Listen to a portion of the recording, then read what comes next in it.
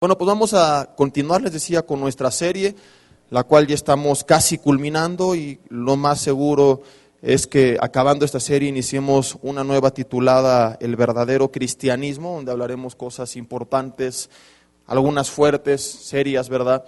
Y antes, bueno, pues vamos a continuar con aquello que nos quedamos pendiente. Quiero hacer una breve remembranza para aquellos que no han estado en los últimos estudios. Tuvimos algunas pausas también, porque tuvimos invitados aquí en la congregación, etcétera, etcétera. Hemos visto, pues, básicamente cuáles son las formas a través de las cuales Dios habla. Hemos visto algunos requisitos para poder escuchar la voz de Dios. Hemos hablado del papel de la oración, de vivir en la presencia de Dios. Hemos hablado de la importancia de una vida de santidad, del papel del ayuno, cuando nosotros estamos en un tiempo de oración buscando una respuesta específica para ser sensibles a la voz del Espíritu Santo, el papel de la alabanza en la oración, para quitar estorbos, para traer una libertad en el mundo espiritual de una posible opresión.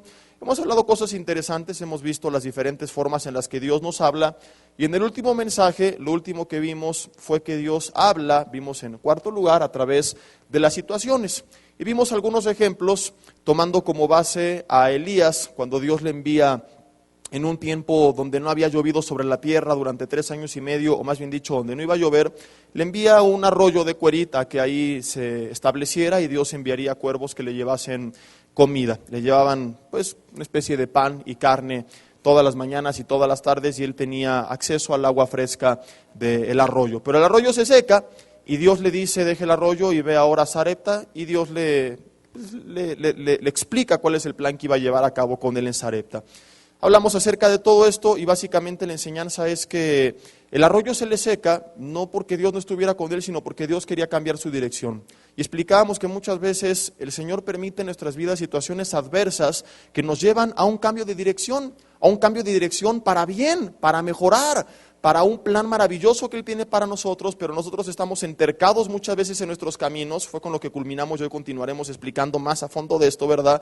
Ya con algunos otros ejemplos diferentes. Estamos entercados y no nos damos cuenta y empezamos a orar, Señor, quítame la prueba, Señor, ¿por qué me pasa esto? Y no nos damos cuenta que no es algo malo, sino algo bueno, y que Dios simple y sencillamente está hablando a nuestras vidas o está revelando su voluntad mediante situaciones. Vamos a continuar en este tema viendo cómo Dios revela su voluntad a nuestras vidas, y en el último estudio principalmente nos enfocamos a las cosas malas, pero no siempre las situaciones tienen que ser malas, y fue de lo que hablamos el mensaje anterior. Por eso vamos a continuar hablando de este tema, ¿verdad? Porque no siempre las situaciones que Dios pone en nuestro camino para cambiar nuestra dirección tienen que ser malas, pueden ser otras situaciones, como hoy vamos a ver a través de algunos ejemplos, ¿verdad? Vamos a continuar viendo cómo Dios pone personas, pone medios, pone recursos en nuestro camino, que pueden ser un problema, como sucedió con Elías, pueden ser una crisis, pero también pueden ser cosas normales, ni buenas ni malas, simple y sencillamente de la vida diaria. Entonces vamos a ver el mensaje número 8, y es el penúltimo, y se titula Formas en las que Dios habla, y esta es la tercera parte, formas en las que Dios habla, tercera parte. Les invito a me acompañen abriendo sus Biblias en el primer libro de Samuel, capítulo 19, y vamos a ver pues algunos versículos de este capítulo que nos van a mostrar algunas cosas interesantes. En este contexto, David, que es un joven a quien Dios había prometido que iba a ser rey, lo había ungido como rey, mata a un enemigo del pueblo de Israel que se llama Goliat. Era un gigante invencible, ¿verdad? Hasta que David llega y pues lo pone en su lugar.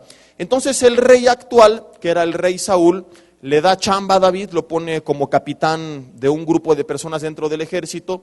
Sin embargo, David empieza a tener tanto éxito que Saúl, en lugar de gozarse, se empieza a llenar de envidia, ¿verdad? El espíritu de Saúl está infiltrado en mucha gente, a veces padres que envidian a sus hijos, jefes que envidian a sus trabajadores, en la misma iglesia, líderes que le meten el pie a la gente que viene atrás de ellos en lugar de impulsarlos, ¿verdad? Nosotros tenemos que guardarnos de tener el espíritu de Saúl, y que si vemos que dentro o fuera de la iglesia alguien tiene capacidades y tiene talentos, lo podamos apoyar. Es una tristeza ver líderes en el ministerio que quieren ellos hacer todo y no dan oportunidad a otras personas que también desarrollen sus dones, sus talentos. Yo les he dicho en Toluca a los jóvenes, ¿verdad? Les digo, gloria a Dios, si se levantan jóvenes que prediquen, yo les voy a impulsar. Yo no voy a decir, no, que él no predique porque entonces ya no voy a predicar yo los viernes. No, les digo, mira, qué bueno que tú prediques los viernes con los jóvenes, yo tengo así un día más libre a la semana, ¿verdad? Entonces, obviamente en sentido de broma, pero no tenemos que nosotros tomar la actitud de Saúl. Pero esta no es la historia, solamente es el contexto para entender lo que sigue.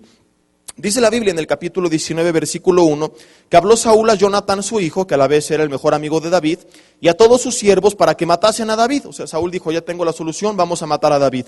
Pero Jonatán, hijo de Saúl, amaba a David en gran manera. Y entonces da aviso a David diciendo, Saúl mi padre procura matarte, por tanto cuídate hasta la mañana y estate oculto, dice, estate en lugar oculto y escóndete. Y yo saldré, versículo 3, y estaré junto a mi padre en el campo donde estés, y hablaré de ti a mi padre, y te haré saber lo que haya. Y Jonatán habló bien de David a su padre Saúl, y le dijo, no peque el rey contra su siervo David, porque ninguna cosa ha cometido contra ti, porque sus obras han sido muy buenas para contigo. Pues él tomó su vida en su mano y mató al filisteo, a Goliat. Y Jehová, dice la Biblia, dio gran salvación a todo Israel. Tú lo viste y te alegraste. ¿Por qué pues pecarás contra la sangre inocente matando a David sin causa? Y escuchó Saúl la voz de Jonatán y juró Saúl, vive Jehová que no morirá. Y llamó Jonatán a David y le declaró todas estas palabras. Y él mismo trajo a David a Saúl y estuvo delante de él como antes. Después hubo de nuevo guerra y salió David y peleó contra los filisteos y los hirió con gran estrago y huyeron delante de él. Y el espíritu malo de parte de Jehová, que ya explicamos en otros mensajes, que era un juicio de Dios sobre Saúl, vino sobre Saúl y estando sentado en su casa se tenía una lanza en su mano mientras David estaba tocando. Y Saúl procuró enclavar a David con su lanza a la pared, pero él se apartó delante de Saúl, el cual hirió con la lanza en la pared y David huyó y escapó aquella noche. Dice el versículo 11 que Saúl luego envió mensajeros a casa de David para que lo vigilasen y lo matasen a la mañana. Mas Mical, su mujer, dice la Biblia, que avisó a David diciendo, si no salvas tu vida esta noche, mañana serás muerto. Quiero hacer un paréntesis, Mical también era hija de Saúl. Entonces, cuando lees esto dices, bueno, a lo mejor por eso lo quería matar, ¿verdad? Su hijo era su mejor amigo y su hija era su esposa. Bueno, esto lo vuelve más absurdo. ¿Quieres matar a tu hombre más leal en el ejército, al mejor amigo de tu hijo, al esposo de tu hija, por envidia? Descolgó, dice el versículo 12, Mical a David por una ventana, y él se fue y huyó y escapó. Vamos a ir haciendo un resumen. Saúl quiere matar a David, Jonatán avisa a David, lo alerta. Mical también habla a David y le dice, tienes que escapar esta misma noche. Hasta aquí esta historia no tiene nada de sobrenatural, ¿estás de acuerdo conmigo? No dice la Biblia, y un ángel se apareció y le abrió un boquete en la pared a David y le prestó sus alas y le dijo, toma las alas que me ha dado el Señor, y David salió con las alas volando. No, es una historia completamente normal. Ahorita vamos a ver qué tiene que ver esto con escuchar la voz de Dios. Mical le dice, si no salvas tu vida esta noche, mañana serás muerto. Descolgó a David por una ventana. No dice la Biblia con qué, tal vez enredó sábanas, los jóvenes que se tapen ahorita los oídos porque van a tomar malas ideas, ¿verdad?, acerca de cómo escapar de su casa por la ventana. Y dice que escapó. Tomó luego Mical una estatua y la puso sobre la cama. De aquí viene, ¿verdad?, que tus hijos luego te chamaquean. Llegas el viernes a las 12 y dices, ay, qué dormidito está, ¿verdad? Y es una estatua que puso ahí o su peluchote que le diste. Y dice también que le acomodó por cabecera una almohada de pelo de cabra y la cubrió con la ropa. No falta el joven que no va a aprender nada de esta historia, pero se va a quedar con esto, ¿verdad? Va a decir, no, esto es bíblico, ¿no?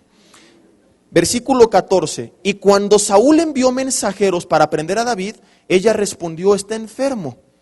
Y volvió Saúl a enviar mensajeros para que viesen a David, o sea, no, como que aunque esté enfermo, tráiganmelo, porque lo que quiero es matarlo, así que su salud no me importa, ¿no? Diciendo, traédmelo en la cama para que lo mate, o sea, con todo y la cama.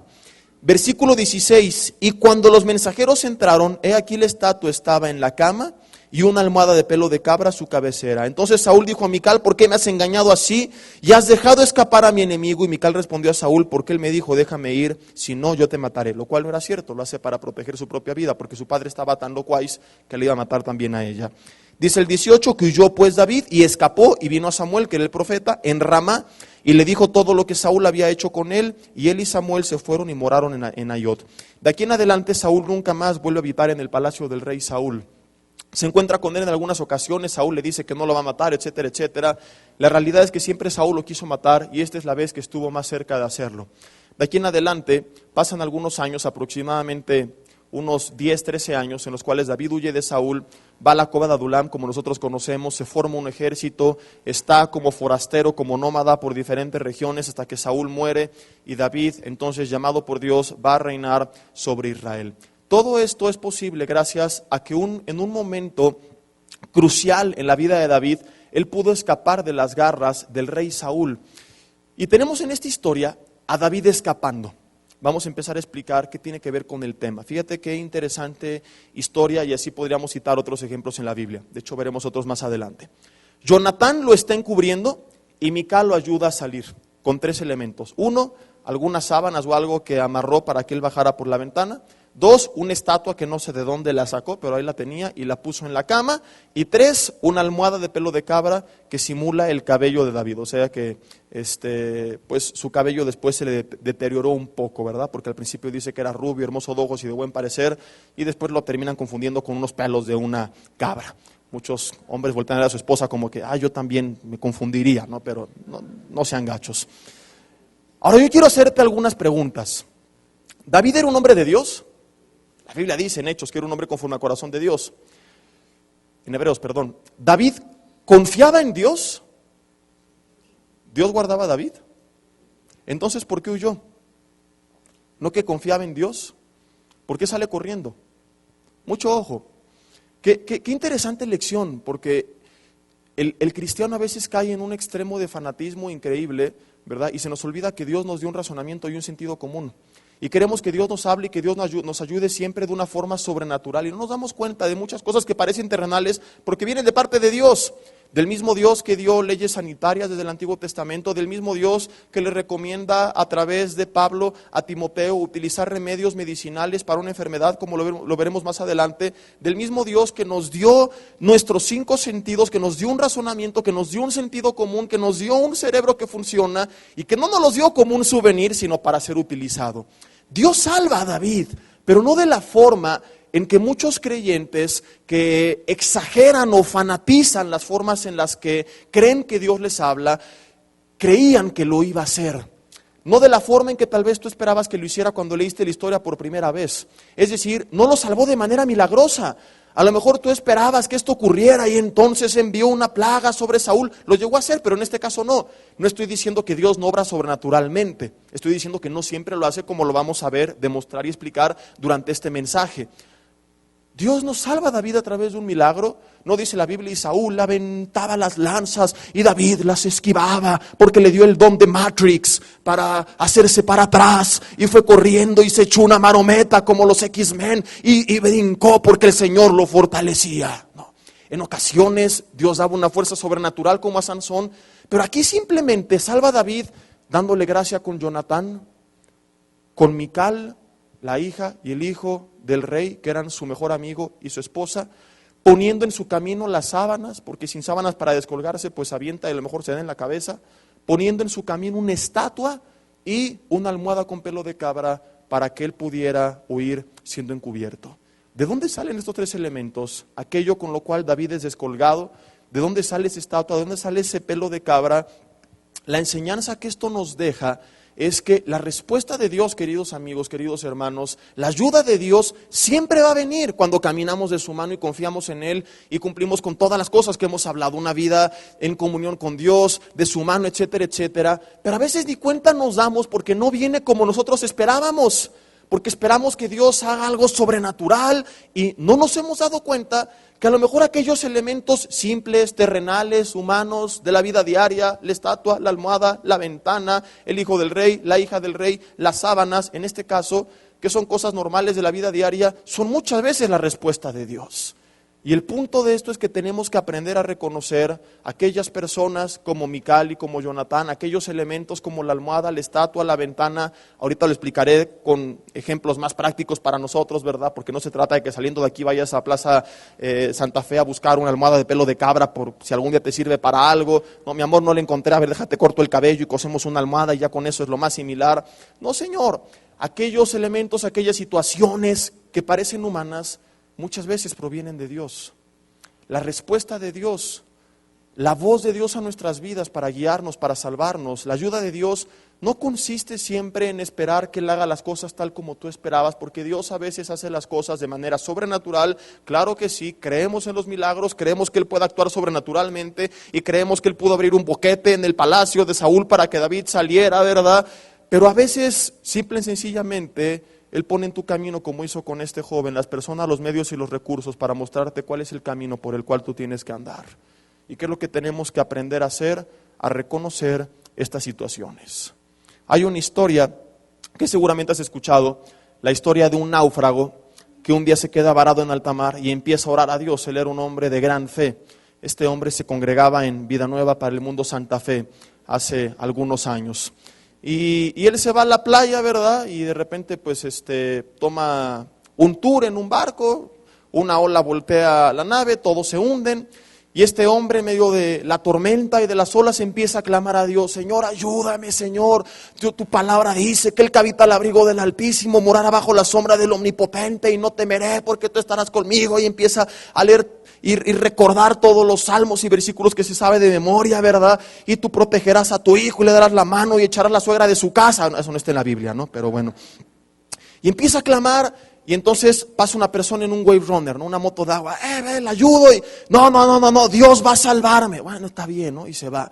Y en eso pasa una lancha más grande, ¿no? Con unos pescadores, ¿no? Y costeños: oye, chico, te ayudo aquí a la lancha, sube. No, Dios va a salvarme, muchas gracias. Yo creo en Dios, no necesito la ayuda de ustedes. Y bueno, pasa un crucero, ¿no? Y desde el megáfono por afuera: pues, Señor, le ayudamos, le mandamos la cuerda. No, Dios va a ayudarme, muchas gracias. Bueno, pasaron helicópteros, pasaron más lanchas, más barcos, nunca quiso. Total que viene una ola, lo hunde, se ahoga, muere, llega a la presencia de Dios y cuenta la leyenda que él le reclama a Dios: Señor, no me salvaste, y yo confié en ti, y yo clamé a ti, y yo iba a la iglesia, y yo ofrendaba y predicaba y leía la Biblia y oraba y clamé y te creí, y me dejaste morir, Señor, ¿qué pasó? Y le dice Dios: hijo, te envié una moto de agua, te envié una lancha, te envié un crucero, te envié un helicóptero, y tú no quisiste nunca tomar la ayuda. Muchas veces así estamos nosotros. Dios envía un montón de situaciones a nuestras vidas para salvarnos, para guiarnos, para dirigirnos, para darnos esa respuesta. Y el problema no es que no lo hizo, sino que ni cuenta nos dimos, ya sea porque fuimos insensibles a su voz por una vida de tibieza espiritual que llevamos, o al revés, creemos que estamos tan bien, ¿verdad? Y somos tan fervientes en la fe que llegamos a caer a un grado de fanatismo. Y queremos que Dios haga las cosas a nuestra manera. Ya hicimos nuestra historia y tenemos que entender que Dios siempre va a actuar, pero lo va a hacer a su manera. Muchas veces nos cuentan que Dios hizo algo con alguien y queremos que haga exactamente lo mismo con nosotros. Y oramos: Señor, toca a mis hijos como tocaste a los de la hermana que me acaba de contar que esto y aquello pasó. Señor, sáname como sanaste a no sé quién. Señor, ábreme puertas como se las abriste a no sé quién. Y quiero decirte, Dios nunca actúa de la misma manera. Porque Dios, en primer lugar, no es un robot, y en segundo lugar, tú y yo tampoco somos clones para recibir siempre el mismo trato. ¿O somos clones?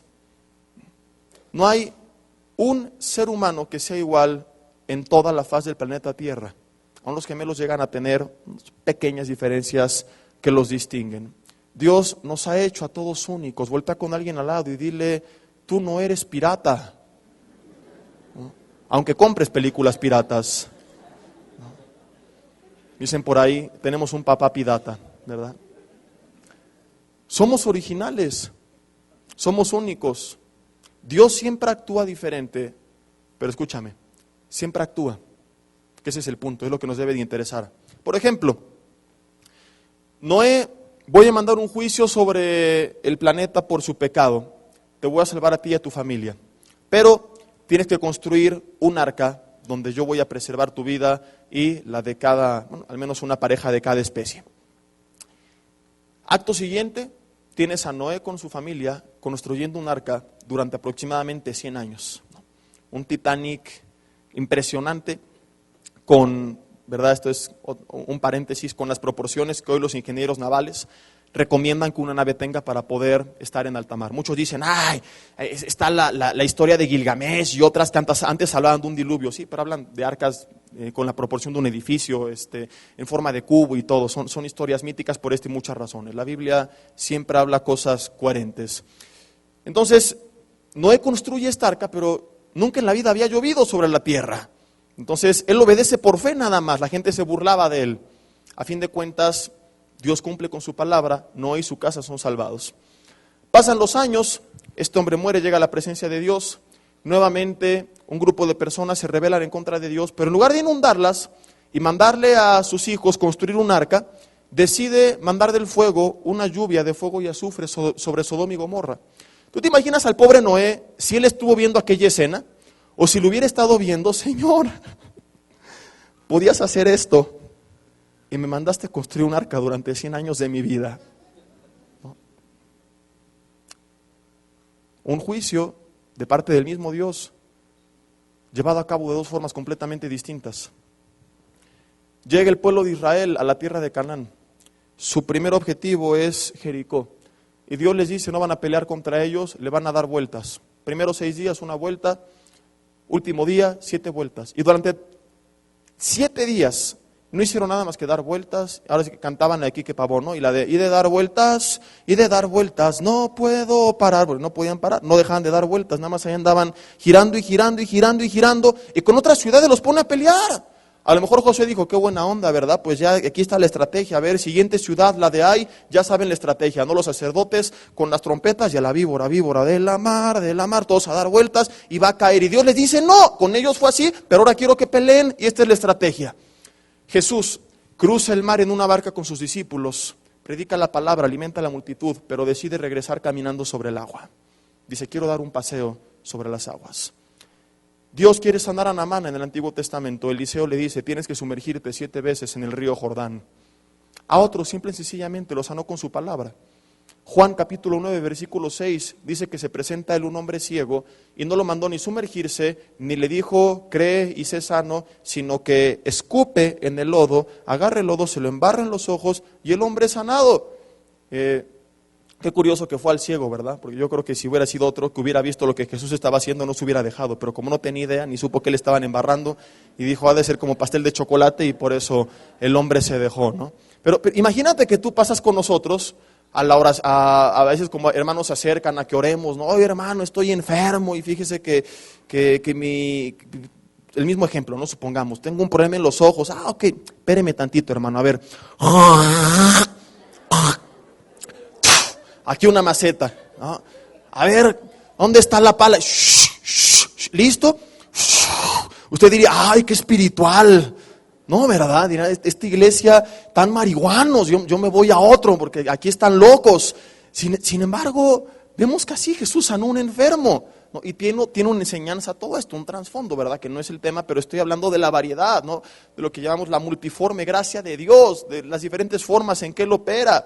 Saúl enfrentaba enemigos con unas armaduras, David enfrenta a Goliat con un hondo y con piedras. Dios siempre actúa, ¿sí o no? Pero siempre actúa igual. No, Él lo hace diferente.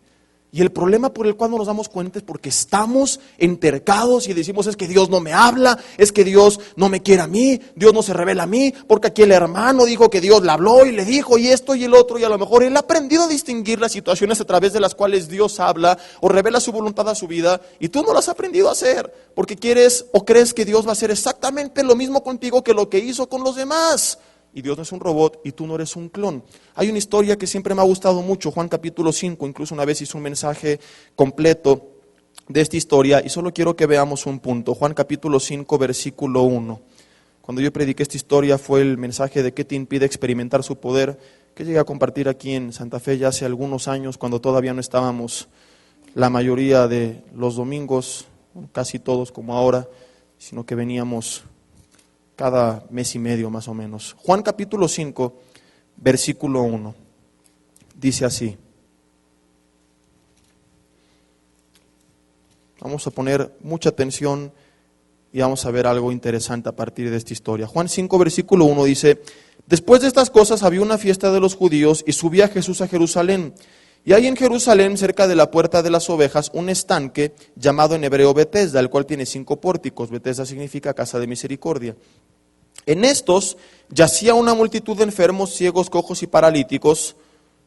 Parecía la selección mexicana ahí, ¿verdad?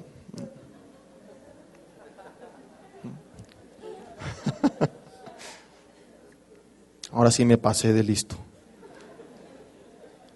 ¿Para qué pierden? Con Honduras y en el Azteca. Hazme favor. Dice, que esperaban el movimiento del agua. Pero un ángel descendía de tiempo en tiempo al estanque y agitaba el agua, y el que primero descendía al estanque, después del movimiento del agua, quedaba sano de cualquier enfermedad que tuviese. Y allí había un hombre que tenía 38 años que estaba enfermo. Cuando Jesús lo vio acostado y supo que llevaba ya mucho tiempo así, le dijo, ¿quieres ser sano? Señor, le respondió el enfermo, no tengo quien me meta al estanque cuando se agite el agua. O sea que tenía un problema en las piernas. No sabemos si en las dos o en una, pero no podía entrar por su propia cuenta. Él estaba tirado y requería que alguien entrara al estanque. Tenía una incapacidad que le impedía hacerlo por su propia cuenta. Y le dice, no tengo quien me meta en el estanque cuando se agite el agua. Y entre tanto que yo voy, otro desciende antes que yo. O sea, apenas se iba medio arrastrando y otro descendía antes que él. Ahora, yo quiero hacerte una pregunta. ¿Qué esperaba este hombre para ser sano?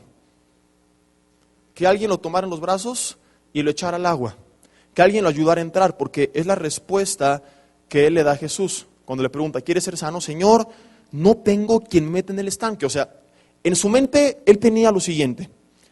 Yo estoy enfermo, para ser sano tengo que entrar al agua, no tengo quien me meta al agua, necesito a alguien que me ayude a entrar al agua. Porque es la respuesta que le da a Jesús. ¿Y Jesús qué hace? Cuando este hombre le dice, es que no tengo quien me meta al agua y por eso no puedo ser sano. ¿Qué dice el versículo 8? Entonces Jesús, dice la Biblia, lo tomó en sus brazos y lo aventó al agua para salvarlo. El hombre fue sanado, pero como no sabía nadar, se ahogó. ¿Eso dice la Biblia? No. El hombre que quería que lo metieran al agua, y Jesús lo mete al agua, Jesús le dice, levántate, toma tu lecho y anda. Y dice después que al instante el hombre fue sanado y tomó su lecho y anduvo y era día de reposo aquel día. Ahora yo te quiero hacer dos preguntas. ¿Lo sanó Jesús? ¿Lo sanó de la manera que él esperaba que lo sanara? No. Hay algo interesantísimo en esta historia que nos lleva a darnos cuenta de cómo estamos nosotros a veces cuando Dios se presenta a nuestras vidas, a hablarnos, a darnos una respuesta. Jesús le dice en el versículo 6, ¿quieres ser sano? ¿Qué tenía que hacer o qué decir? Sí, quiero ser sano. Y en lugar de eso se pone a dar pretextos. Su explicación, su letanía es que no tengo quien me meta al agua. Cuando solamente tenía que decir, pues sí, quiero ser sano. ¿Qué nos enseña esto? Que el hombre no estaba escuchando la voz de Jesús. Claramente. Y en lugar de decir, sí, quiero hacerlo, le dices que no tengo quien me meta al agua, lo cual nos enseña que estaba entercado con entrar al estanque y no estaba poniendo atención a que Jesucristo no le estaba preguntando si quería entrar o no, le estaba preguntando si quería ser sano. ¿A qué voy con esto? Le presenta la ayuda, pero él no la reconoce porque en su mente él ya había hecho su propia historia. Alguien va a llegar un día, me va a tomar en brazos y me va a echar al estanque y seré sanado. Y Jesús viene y le dice, yo te voy a sanar, pero no de la forma en que tú esperas, sino mediante mi palabra. Él no estaba viendo la salvación o la respuesta que venía de parte de Dios. ¿Y cuántas veces estamos así nosotros? Gente que tiene una enfermedad y que está orando, Señor, sáname. Y vino con el pastor, y vino con el apóstol, y lo ungieron con aceite, lo ungieron con aguarrás, y fue al congreso de liberación, porque a lo mejor era un demonio, y fue al congreso de sanidad, y hizo de todo, y no ha sanado, y le preguntas, oiga hermano, ¿usted ya fue al doctor? No. Empiece por ahí, pero no es falta de fe, no. ¿Pablo tenía fe? Sí. Escribe la mitad o más de la mitad, si le atribuyes Hebreos, de las cartas del Nuevo Testamento. ¿Timoteo tenía fe? Sí, la mano derecha de Pablo. Bueno, Pablo le dice a Timoteo, a causa de tus frecuentes dolores estomacales, usa de un poco de vino en vez de agua, porque era en ese entonces un remedio para el dolor estomacal. Muchos hombres están tomando nota y de aquí en adelante todos los días les va a doler el estómago, ¿verdad? Ay, mi amor, me duele el estómago y quiero un remedio bíblico para hacerlo correcto, ¿verdad? ¿Por qué? Porque Dios es el creador de la medicina, Dios es el creador de la ciencia. ¿Tú sabes que los primeros científicos fueron cristianos? Las primeras universidades las impulsaron cristianos. Yo estoy dando un curso en Toluca de Dios y la ciencia con cosas interesantísimas de cómo los últimos descubrimientos están llevándonos nuevamente a la fe en Dios. Un poco de ciencia te aleja de Dios, mucha ciencia te acerca de nuevo. Dios no está peleado con la ciencia. Las leyes científicas concuerdan con lo que la Biblia dice, que el mundo tuvo un inicio, que todo fue diseñado y creado por Dios, que el mundo está en decadencia, etcétera, etcétera, etcétera. Hay tantas cosas tan interesantes, pero a veces creemos que no, que eso es para el ateo, para el que no cree en Dios. Y a lo mejor Dios quiere sanarte, pero a través de un doctor o de una operación, porque te quiere tener un mes en calma, en casa, orando, meditando, poniendo en orden tus pensamientos, o porque quería que le predicaras al doctor, o porque quería reunir a tu familia. No sé yo, son tantas las razones. Y tal vez te sean a través de una oración, pero tal vez a través del médico. El punto es que lo haga, y la forma en que lo haga depende de él y no de nosotros. Hay gente en el ministerio también, es que yo quiero ir de misionero a este lugar, y yo quiero ir de misionero a este lugar, y se les presentan otras oportunidades en su país, no, yo quiero ir de misionero a este lugar. Bueno, Dios te está poniendo otras opciones y ni cuenta te has dado. Jóvenes que están esperando la pareja y ponen cada característica tan extraña, ¿verdad? No, es que yo la voy a identificar porque va a llegar con zapatos rojos, con vestido verde, con camisa morada, con una gorra amarilla. Bueno, ¿quieres una esposa o un perico? ¿No? A lo mejor tiene 2 mujeres ahí al lado sentadas que no traen Biblia, y en lugar de hermana, le comparto mi Biblia. Si quieres se le explico. Doy discipulados a domicilio. Está viendo a la puerta a ver cuándo llegue el perico ese. Así los hay. Es que en mi iglesia no hay hombres cristianos, no hay mujeres. Bueno, a lo mejor estás ciego o estás ciega, o a lo mejor ni te congregas, o nada más entras y sales y nunca saludes a nadie porque no has entendido la importancia del compañerismo según se relata en Hechos. Algún día hablaremos de eso aquí. Lo he tratado en el estudio entre semana de Hechos, ¿verdad? Cuando hay eventos, pues no te importa y por eso no has conocido a nadie, pero Dios te ha puesto ahí los medios. Pero estamos entercados, ¿verdad? Como el hombre del ejemplo del naufragio, el hombre de la lancha. David es salvado por Dios y David reconoce la ayuda que viene de Dios y la acepta. David no le dice a Mical y Jonatán, no me salven, Dios va a salvarme, Él enviará ángeles que le van a dar de espadazos a Saúl y yo voy a ser rey. Si David hubiera hecho esto, hubiera terminado bailando con Paquita, la del barrio, el pobre hombre. Le hubiera dicho a Dios, ¿por qué no me salvaste? ¿Por qué no soy rey? Dios le hubiera dicho, David, puse los medios, te di gracia con el hijo del rey, la hija del rey, tu mejor amigo, tu esposa, estaba en la recámara de una estatua, una almohada, una forma en que Mical te podía descolgar, puse en su corazón llevarlo a cabo, pero tú ignoraste todo esto y no fuiste rey porque no aprendiste a reconocer las formas a través de las cuales yo revelo mi voluntad a los hombres. Y así nosotros estamos. Dios nos pone todo para seguir adelante a nuestro camino, pero no nos hemos dado cuenta. Por eso insisto, tenemos que aprender a reconocer la provisión y los recursos que Dios manda para salvarnos. Tenemos que aprender a reconocer, como decíamos en el último mensaje de la serie, cuando Él abre, cuando Él cierra puertas. Y para eso requerimos discernimiento y para eso requerimos, como te lo dije, una comunión diaria en oración, lo cual nos va a llevar a ser sensibles a la voz de Dios. Y eso nos permitirá reconocer sus caminos, las personas, las situaciones y los métodos que Él quiere usar para hablar a nuestras vidas. Por eso te dije en algún estudio que de nada servía ver las formas en las que Dios habla si no estudiábamos primero los requisitos para poder aprender a escuchar la voz de Dios. De nada te sirve esto si no cumplimos con lo previo, porque no vas a reconocer qué viene y qué de Dios, como David sí lo reconoció y como el hombre del estanque de Betesda no lo reconoció. 2 casos similares, pero con una reacción totalmente diferente. Dios salva a David y David hace su parte y Dios también hace la suya, que es poner a David los recursos y la de David tomar los recursos que Dios le dio, entender la situación y escapar. Un gran problema que te decía hace rato de los creyentes es que a veces somos, digo entre comillas, demasiado espirituales, digo entre comillas. ¿Por qué? Porque no lo somos en realidad. Lo que hacemos es espiritualizar todo y eso no es ser espiritual. Dios pone los recursos, los medios, la ayuda, pero ni cuenta nos estamos dando porque seguimos esperando que alguien nos avienta al estanque. Por ejemplo, gente que dice, estoy orando para que Dios me dé trabajo. Y pasan 6 meses, ¿y cómo va? No, todavía Dios no me muestra cuál es. Y al mes siguiente, ¿ella encontró trabajo? No, sigo orando todavía. Y ponen el buzón de oración, que oren por mí para que Dios me muestre dónde tengo que trabajar. Oye, hermano, ¿ya encontró? No, Dios no ha abierto puertas. A lo mejor ya le puso a la almohada, a la estatua, a la ventana, a Mical, a Jonatán, pero él ni cuenta se ha dado. ¿Qué quiero decir con esto? Antes de decir, Dios no ha abierto puertas, ¿ya utilizaste los recursos que Dios ha puesto enfrente de ti?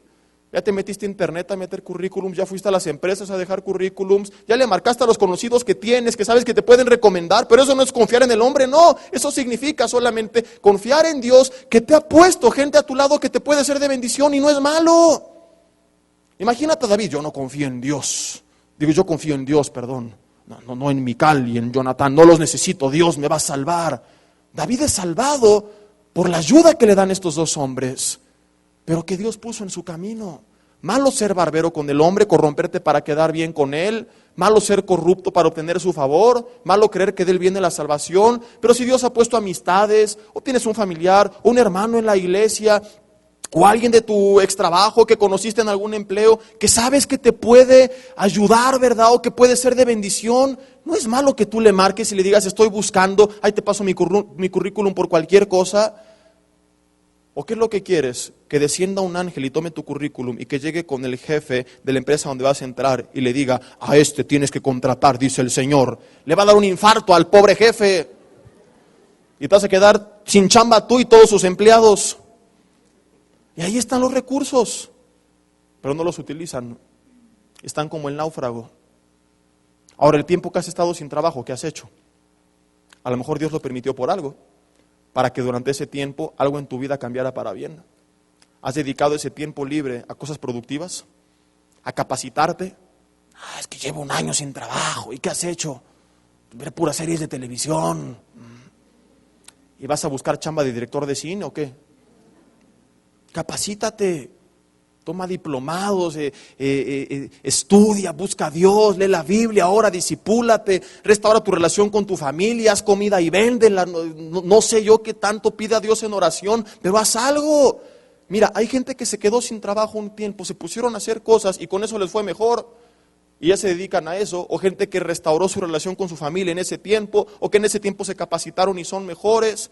Y a lo mejor uno de estos es el propósito de Dios para tu vida, que hagas algo nuevo, algo productivo con ese tiempo, en lo que tú encuentras ese trabajo que Dios tiene para ti. Pero muchos, tal vez la mayoría, se encierran como el hombre de Juan capítulo 5. A fuerzas quieren que alguien los meta al estanque cuando tal vez el propósito de Dios es otro totalmente distinto. O sea, ellos están entercados, no, es que van a llegar a mi casa y me van a preguntar, o yo voy a encontrar en esta empresa y en este puesto y con este sueldo, y tal vez Dios tiene otros planes, pero no has aprendido a reconocerlos. Hablamos en los primeros mensajes de cuál es el trabajo que Dios tiene para ti, los primeros de esta serie. Si alguien quiere más información con respecto al tema, cómo saber, ¿verdad? Los dos temas anteriores de cómo escuchar la voz de Dios hablan más acerca de esto. Un punto que ha quedado pendiente y que ya muchos están rasgando las sillas y que les urge que se explique.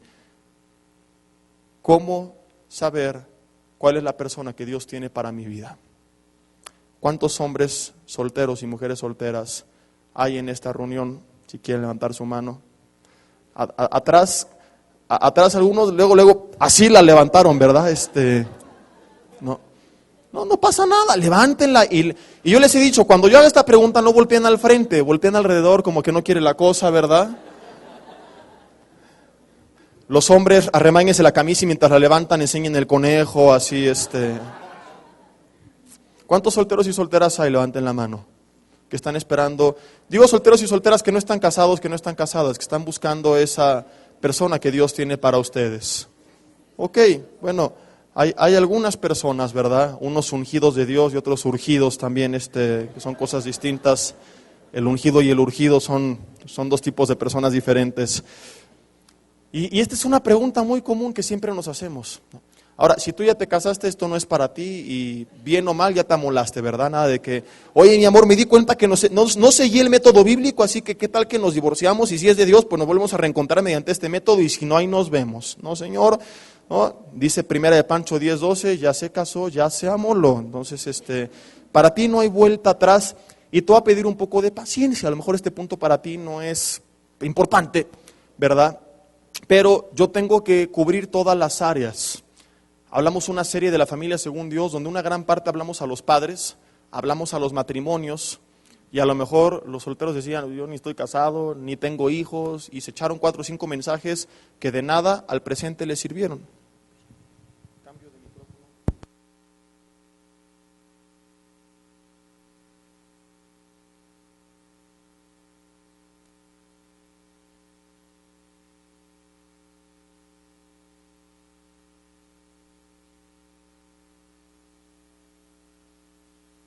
el otro y ya luego el que sirve, ¿verdad? Muchas gracias, Nacho.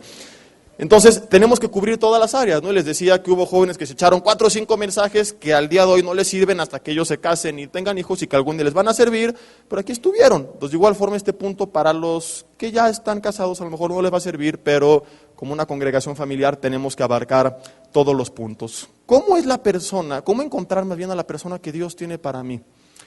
Y yo me he encontrado tantos jóvenes que se complican la vida de una manera tan rara, y que tal vez no la han encontrado porque en verdad no ha sido el tiempo de Dios, pero tal vez no la han encontrado porque siguen como el hombre del estanque de Betesda y no han visto la respuesta de parte de Dios.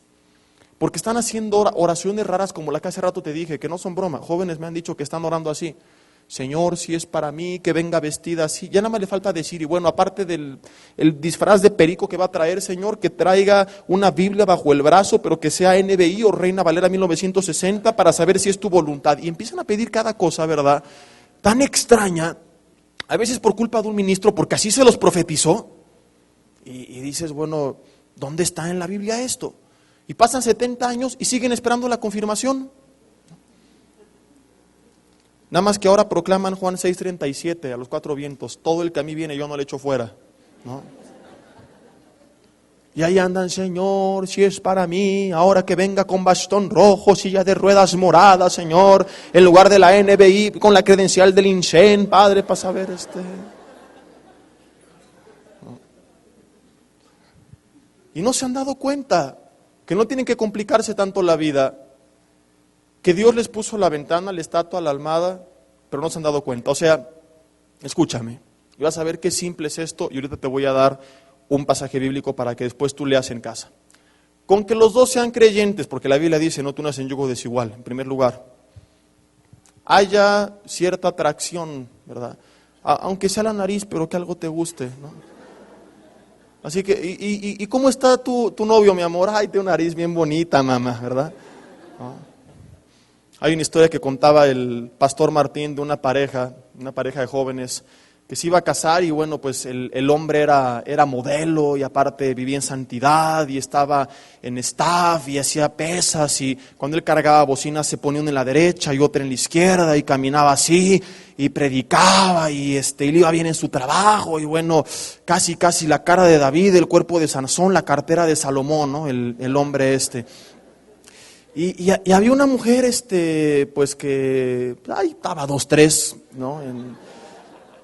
Como cuando se encuentra con Jacob, con Raquel y Lea, dice la Biblia que de Raquel que era hermosa y de buen parecer y de gran semblante. Y Lea dice, pues tenía ojos bonitos la Biblia, ¿no? O sea, era la forma como decir, pues también tenía lo suyo, ¿no? Lea.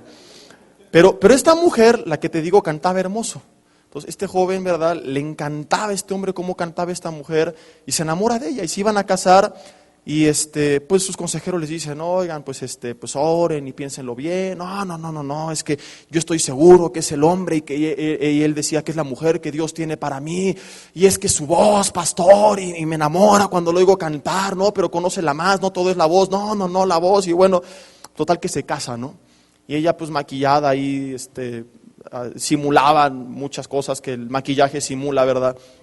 Y llega el día de la noche de bodas, a la mañana siguiente pues no hay maquillaje, ¿no? La cara al natural, las greñas de pelos de cabra como la almohada de David. Entonces, así la otra, ¿no? Se va despertando y le dice, buenos días, mi amor, ¿no? Y el otro, ¿qué pasó? Buenos días, mi amor, y ¡ah! Canta, ingrata, canta, ponte a cantar, le dice, ¿no?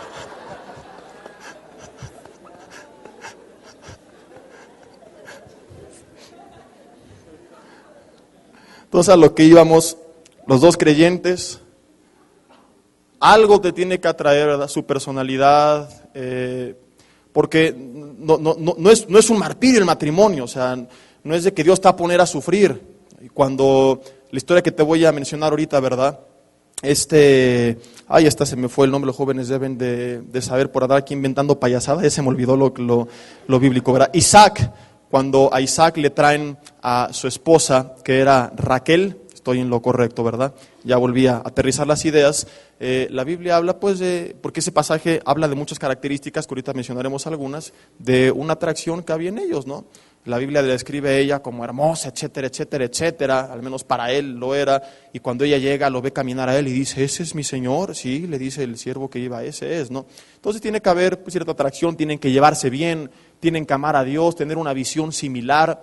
Yo les recomiendo, prontamente saldrá una serie que compartí con los jóvenes que se llama Hablemos Claro de Noviazgo y Sexualidad, y los primeros 3 mensajes hablan acerca del noviazgo bíblico, ¿verdad? Y hablamos también acerca de cuáles son los requisitos para que una relación cuente con la voluntad de Dios. Pero en resumen, pues es eso, que tengan la misma visión, porque pueden ser los dos creyentes, pero si tú, por ejemplo, quieres irte de misionero a la África y ella quiere ser diseñadora de modas en Nueva York, pues no van a coincidir en lo más mínimo, ¿no? Imagínate nada más. Y no es que tú estés mal o ella esté mal, ¿verdad? Dios la puede usar siendo diseñadora y predicándola ahí a la Cosmopolitan y todo, y a ti en la África, y los dos guardarse y tener convicciones, vivir en santidad, amar a Dios y todo, pero en áreas completamente distintas. Entonces tiene que haber una visión similar, una misma pasión por Dios. Con estas características generales, no estoy diciendo que ya se pueden casar, pero ya puedes empezar a tratar más a fondo a la persona, ¿verdad? A conocerla, salir, y ya ves qué tanto clic hay entre ustedes, y que el Señor les abra, les cierre puertas. ¿Qué significa esto? Como decíamos en el último estudio, si están saliendo pero de repente ella te dice, me ofrecieron un puesto en China y lo voy a tomar, ¿verdad? Y tú apenas sabes hablar español, ¿no? De aquí al idioma, a otro idioma, pues van a pasar 20 años, ¿no? Y dices, pues está muy difícil, ¿no? Se están cerrando las puertas y las cosas se van dando, los padres están de acuerdo, ¿verdad? Hay apoyo, a menos que el padre, llega a pasar que el padre no está de acuerdo porque no es cristiano y su hija quiere casarse con un cristiano, es otro asunto completamente distinto.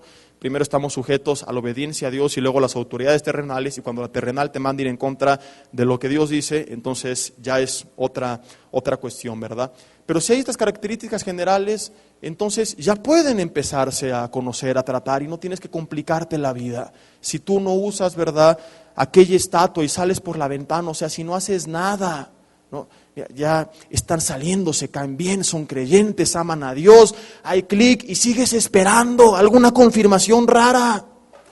Es que estoy esperando que me confirme el Señor. No, más bien si sigues esperando te la va a bajar otro Señor, lo que son cuestiones totalmente distintas.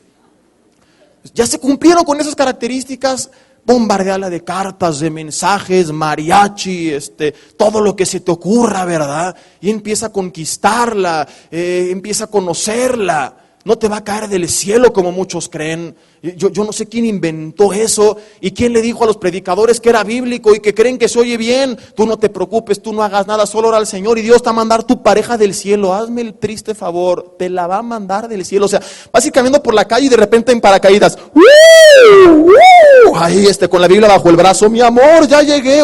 ¿Cómo que va a caer del cielo? En verdad, que me expliquen esto. O sea, ¿está pidiendo una esposa o está pidiendo un ave? ¿Verdad? Ni que fuera un pájaro, ¿te imaginas? A la mujer, papá, te quiero presentar a mi prometido, el águila, ¿no? Y si es medio afeminado, mi novio, el mariposón. Ay, mucho gusto, Señor. No va a caer del cielo. No va a caer del cielo. Olvídate que vas a estar en la playa y va a llegar un hombre en paracaídas. No, Señor. ¿Dónde dice eso la Biblia? ¿Sabes qué respuesta ha mandado? Mateo 6:33. Dice que si busco primeramente el reino de Dios y su justicia, Él dará todo lo demás por añadidura. Espérame, estudia el contexto. La Biblia se escudriña, no se lee, se medita. Para comprenderla se le hace un exégesis. Es un término teológico que significa el estudio de la Biblia, capítulo por capítulo, versículo por versículo. Mateo 6:33 habla de que si buscamos a Dios, Él va a añadir todo, pero el contexto es todo lo material, techo, vestido y alimento. No habla de pareja aquí. Ahora, yo no sé si he leído mal, algunos me están viendo ahorita medio feo y les voy a demostrar con la Biblia que estoy en lo correcto, porque va en contra de lo que te han enseñado tal vez muchos años en tu congregación.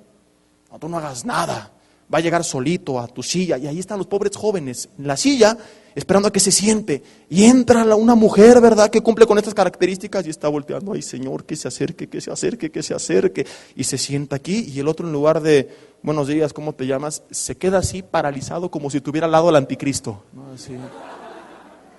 Que diga el pastor, saluda al de al lado, saluda al de al lado, hermanos, saluden al de al lado, hola, y se vuelve a quedar así, ¿no? Yo no sé si he leído mal, pero hay 2 versículos que van totalmente en contra de esta idea, aparte de muchos ejemplos bíblicos. Te hablo de pasajes explícitos, no donde estamos interpretando algo, no donde la enseñanza viene implícita, pasajes explícitos. Proverbios 31, versículo 10. Acompáñame a leer.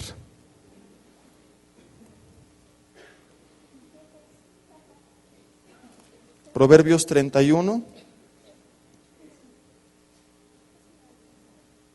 versículo 10. Mujer virtuosa, dice la Biblia, ora a Jehová y te caerá del cielo. Dice la Biblia, ¿quién la qué cosa? Hallará. Ahora, capítulo 18, vamos 13 capítulos atrás, y ve lo que dice el 18, versículo 22. El que le cae esposa del cielo, ¿le cae el bien? Dice la Biblia. El que haya esposa, halla el bien y alcanza la benevolencia de Jehová. Ahora, quiero explicarte, esta palabra hallará, yo me puse a estudiarla, porque una enseñanza tan compleja como esto, ¿verdad?, de lo cual depende una gran parte de tu vida. Una de las decisiones más importantes es, la primera, entregarle tu vida a Jesucristo, y la segunda es con quién vas a pasar el resto de tus días, ¿verdad? Tiene que ser bien explicada. Entonces yo no dije, pues yo creo que hallará significa esto, me puse a investigar qué significa en el original hebreo. Y la palabra hallará no habla de algo que vendrá solito. Esta palabra hallará siempre está en la Biblia utilizada en un contexto de una búsqueda previa que tú realizaste para encontrar algo. Por ejemplo, para explicarme mejor, es la misma palabra en hebreo que se utiliza en Jeremías 29:13, donde dice, me buscarás y me hallarás porque me buscarás de todo tu corazón. Dice Dios, me vas a encontrar porque me vas a buscar. Me buscarás y me hallarás. Es esta hallará, porque me buscarás de todo tu corazón. Es decir, Dios dice, vas a encontrarme, me vas a hallar, porque antes me vas a buscar.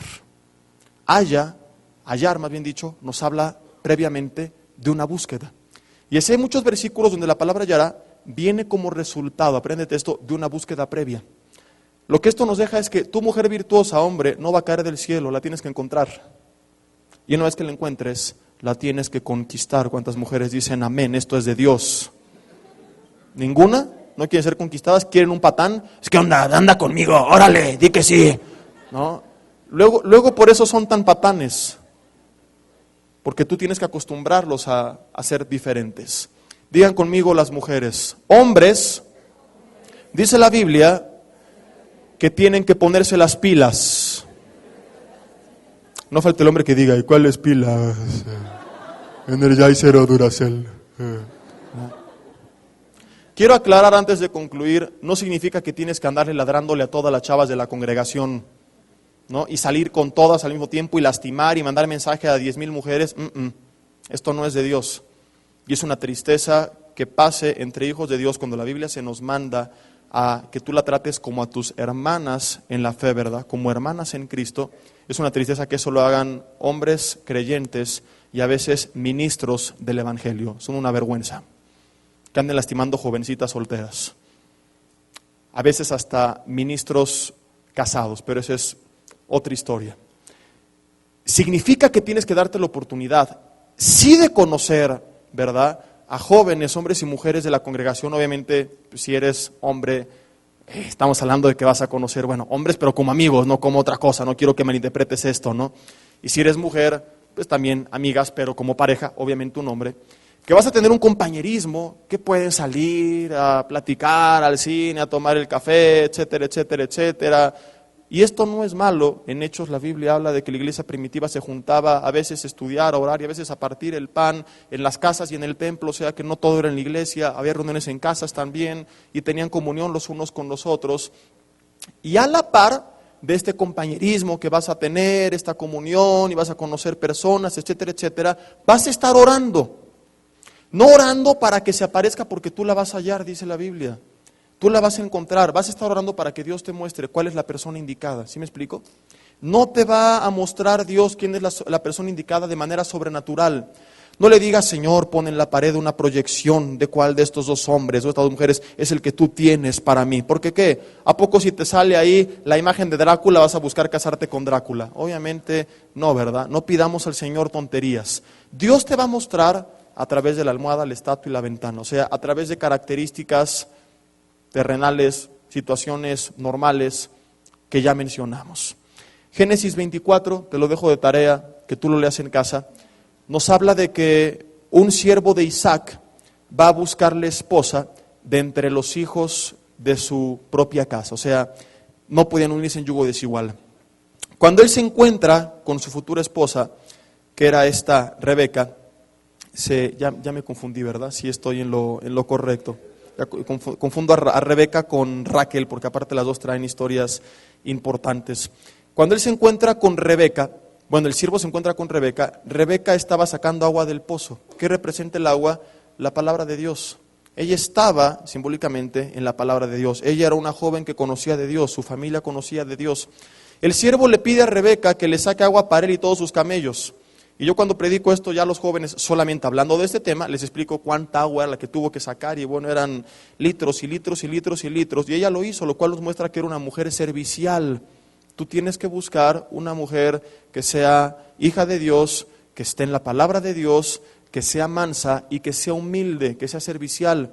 Porque si hoy en día tú vas a comer a su casa y te encuentras que su madre le dice, mi hija, ¿me apoyas con los trastes? Y, ay mamá, pero no sé qué, tengo cosas que hacer. Y casi traen al pastor para que la libere porque parece que está endemoniada.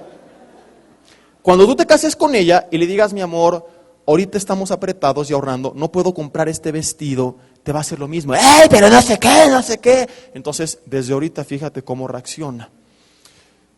Ella va con Isaac y la Biblia dice que Isaac estaba meditando.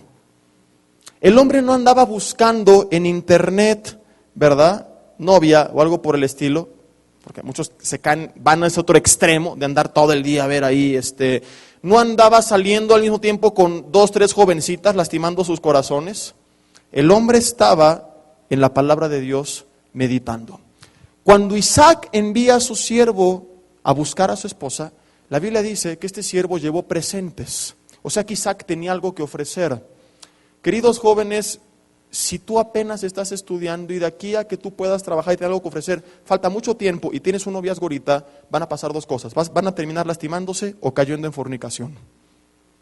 Y se van a casar antes de tiempo, tal vez por un embarazo no deseado, interrumpiendo muchos planes de sus vidas.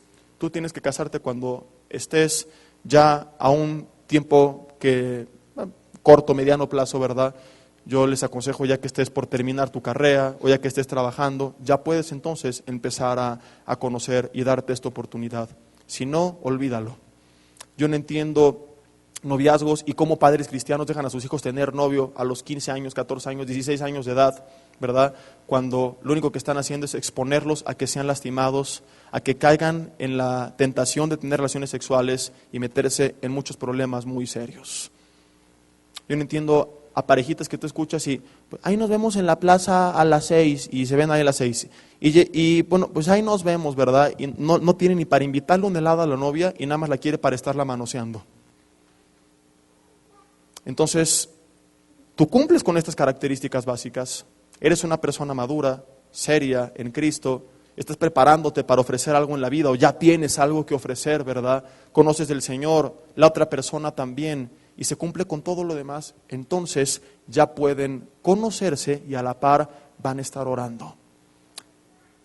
Hay casos donde sí aparece la persona indicada de la nada, pero no es la regla. Nos han contado 2 o 3 casos así sobrenaturales, pero no es la regla. La regla en la Biblia es que los hombres como Isaac, ¿verdad?, mandaban llamar a su esposa. Claro, no significa que tú tienes que agarrar al hermano de los edecanes y decir, tráeme esa que está allá y tráeme esa que está acá. No, Señor. Simple y sencillamente es una muestra de que es el hombre el que tomaba la iniciativa de buscar. Ahora, si el hombre no toma la iniciativa, ¿verdad? Y tu mujer sabes que le gusta su nombre aquí en la congregación y cumplen con estas características, pero el otro como que tiene un ratón ahí arriba que está dando vueltas y no lo deja actuar, ¿verdad? Y se pone muy nervioso, pues no seas mala y échale una ayudadita, ¿no?